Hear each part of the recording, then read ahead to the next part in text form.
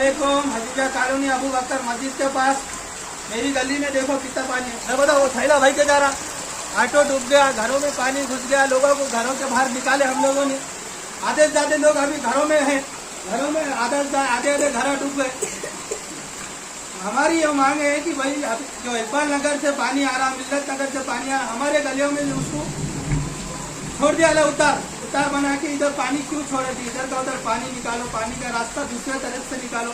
हमारे गलियों में हर साल जो है तो बारिश ज्यादा रात भर गिरती तो हमारे घरों में घुस जाता पानी, रात पे रात पानी आ जा रहा। लोगों को कैसा लोग यहाँ से कैसा निकले अल्लाह बेहतर जानता। और आधे से ज्यादा लोग अभी घरों में फंसे हैं। इधर बता इब्राहिम, इधर बता, हाथ बताओ, हाथ बताओ, हाथ बताओ।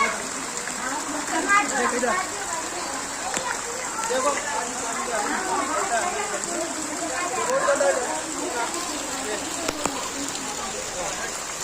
पानी है घर में, पानी दरवाजा हो गया।